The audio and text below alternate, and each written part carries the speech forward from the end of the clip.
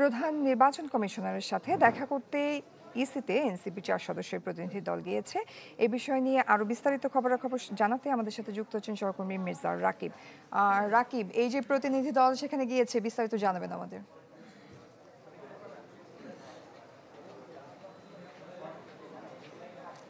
জয়ী, আজ দুপুর 12টার দিকে এনসিপির 4 সদস্যের একটি প্রতিনিধি দল প্রধান নির্বাচন কমিশনারের সাথে দেখা করতে এসেছেন।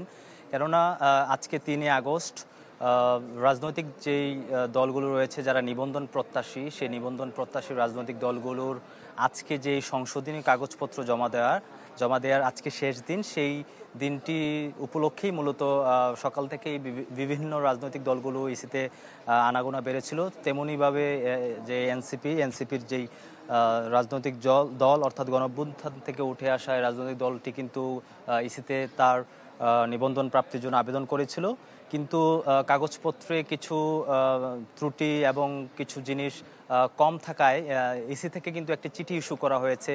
যেমন প্রত্যেকটি উপজেলা বা যে আসন রয়েছে সেই আসনগুলোতে যাতে 200 করে ভোটারের তালিকা থাকে এবং ভোটারের তালিকার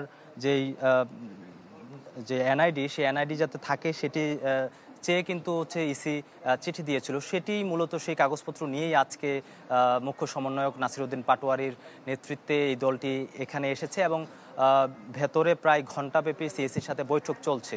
তো বৈঠক পরবর্তী যেই ব্রিফিং, সেই ব্রিফিংয়ে আমরা জানতে পারবো যে প্রধান নির্বাচন কমিশনারের সাথে আরও কি বিষয় নিয়ে এনসিপির বৈঠক হয়েছিল। তো ইসি থেকে এই ছিল আমার কাছে সর্বশেষ। জয়ী।